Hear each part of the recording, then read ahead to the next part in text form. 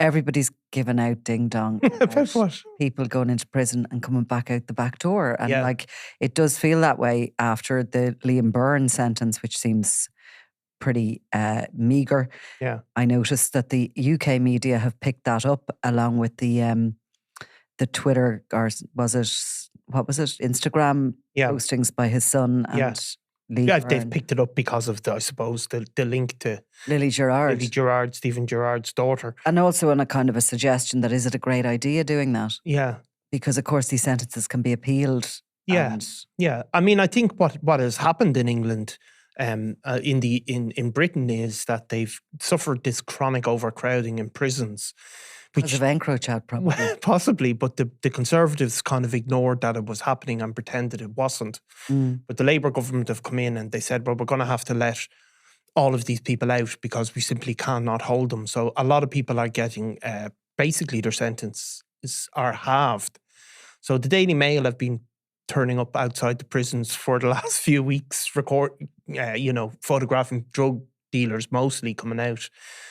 Because it's the drug dealers really that are getting out as opposed to murderers and things like that.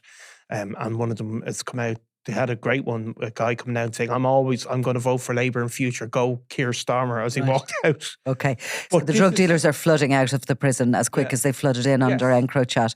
Now, because you see, I'm not 100% sure it's normal for them to only serve half their sentence in prison and half on licence. I think there is, they get 15% off a sentence for guilty plea.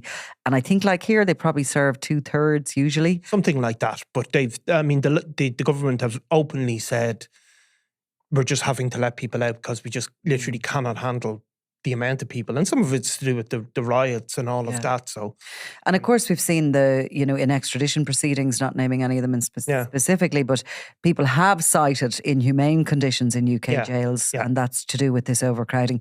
Now, one of the many people that has flooded out the gates is our own, the pride of Dublin, Peter Fatso Mitchell. Peter Fatso Mitchell. He was, for a long time, he was the last remaining member of the Gilligan gang whose whereabouts were unknown. Kind of one of those gangland mysteries, really. Peter Fatso Mitchell was, I suppose, he was one of the core element of John Gilligan's gang who, became really the first multi-millionaire drug dealing operation in Ireland. And Peter Fatso Mitchell, I think there was on one occasion he was arrested by guards and he was speaking about, to them it's hard to believe, but making 20 grand a year. He was boasting about it at that stage. Boasting about it. So it was mostly cannabis, but ecstasy as well. He was a very prominent figure in the ecstasy scene. He was one of the big suppliers. After the Gilligan gang imploded, they all fled the country. Peter Fatso Mitchell I don't think there was never actual charges in relation to that whole operation, even though he was constantly named as being a member of the gang. He washed up, John Traynor, for example, washed up in Portugal. John Gilligan washed up in the UK, and Fatso Mitchell ultimately washed up in Portabanus, where... Well, ultimately, having been found with Traynor, surely in the interim, he was down in Portabanus around so the murder, of course, of Veronica Guerin was 96. Yeah. Gilligan was back here by 98 before the courts.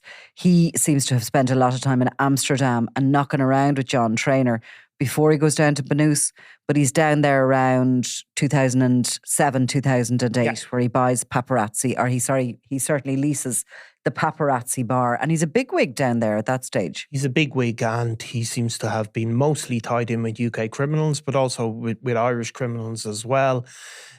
He was part of that initial boom in the cocaine trade. He was operating in the same circles as very high-level criminals, a lot of them from the UK. He also had associates back in Ireland.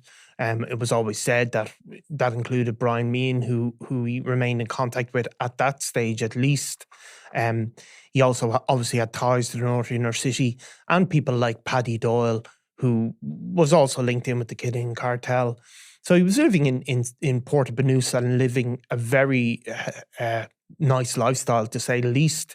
He went from Fatso to Fitzo, as we said on a few occasions. Yes, he had leased this bar, which was essentially, of course, there was a very, very highbrow Sunday World investigation at that time that was conducted undercover. And Mitchell was photographed in the bar a number of times, meeting some senior figures from organised crime. The bar was like the HQ of Mitchell and others down there. And he was living in a very nice apartment with his then partner. Yeah, who he's no longer with.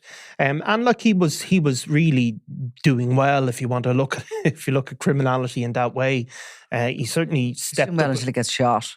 He was doing well and he ultimately did get shot, and that came on the back of falling out with the Christy Kinahan Sr. by all accounts, who didn't like Fatso Mitchell, didn't like the heat he had brought on Port of Banús, because if you remember that for initial Sunday World investigation, it wasn't just Fatso Mitchell that got, although he was the centre of it, there was all sorts of other people caught in the aftermath, including Jaws Byrne, including Freddie Thompson. So he didn't like the heat and didn't like Fatso Mitchell. Fatso Mitchell was then lucky to escape an assassination attempt. Do you know what I think? What? I'm not sure Christy Kinahan totally had to do with that. Yeah. I think that the jealousy or the dislike or the, whatever was coming from Daniel Kinahan at that stage. Yeah. He was sort of in the process of beginning to move in to take the reins. I think the father was in Belgium. Yeah. Possibly in prison on money laundering or something offences at the time that Matt Mitchell was shot.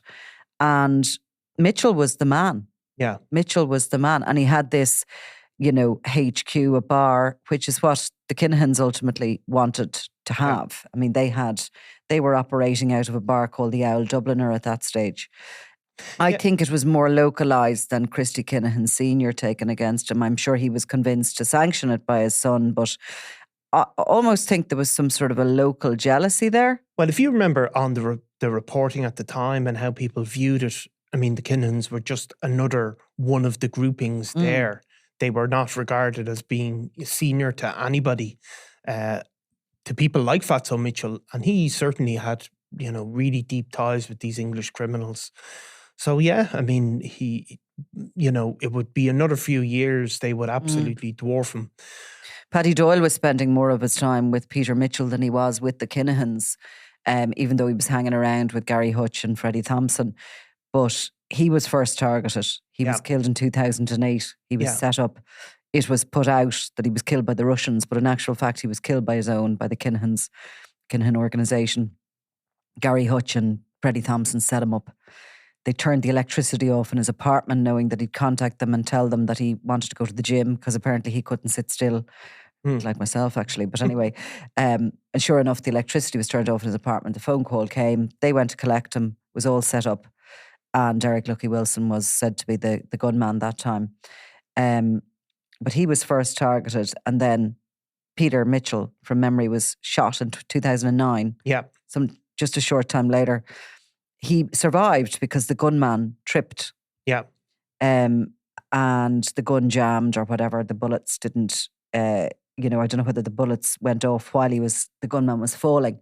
But he went to hospital and from there he sold up everything. He sold up and got out of Dodge. He knew. Yeah, he knew. He was wily enough. Yeah. Not to sort of go back and try and face them up, wasn't he? He was wily enough to know that he couldn't take them on. And he got out. Now, he did resurface. He disappeared off view. Kind of got forgotten about. People would ask about him and he didn't seem to be popping up. But he did reappear then he was renamed he reappeared in Amsterdam, where he had hooked up again with John Traynor, which I always thought was kind of funny because obviously in the aftermath we'd heard John Traynor had been speaking about the Gilligan gang to both the police and to Veronica Guerin. But anyway, all was forgiven and forgotten. John Traynor was ultimately picked up in Amsterdam a number of years later, and it emerged then at that time that he had been living in a house. I was actually there myself outside that house, just outside Amsterdam in one of a very quiet suburb. And Peter Mitchell had also spent time there. Then again, he kind of got lost, went off the radar until he was arrested again in 2020. Well, he was certainly picked up as part of the EncroChat phone hack. Yes. And he was basically transporting drugs across Wales Yeah. with a network. He was literally transporting the drugs, wasn't he? He was driving. He was a driver. I mean, you could see that he'd maybe gone down a notch from his peak. Although he wasn't a nobody in the operation, he was still physically moving the drugs around himself. He was caught driving 133,000 pounds worth of cocaine from Bradford to Swansea. He'd been living in a sort of quiet suburban area of Bradford again, very anonymously. And he was part of it was a bigger plot where there was a couple of million pounds worth of cocaine being distributed by this operation. He was using the handle Gorilla Hawk, whatever that whatever that may be. A lucky one to wash up. Of course, he was arrested in 2020. By the time he hit the courts in 2022, he pleaded guilty and got a 10-year sentence. Yeah. 2022. Now, my maths is bad, right? Yeah. We're 2024 now, okay? Yeah, yeah. And the other day he walked out. Yeah, basically served. Prison. Yeah, served 4 years of his 10-year sentence. Because he had been in custody since 2020 when he was arrested. Exactly. So he may have been entitled to a degree of remission of that sentence anyway. But you're certainly talking about the fact that he's a free man 2 years earlier than intended, or than initially intended by the sentence at the very least.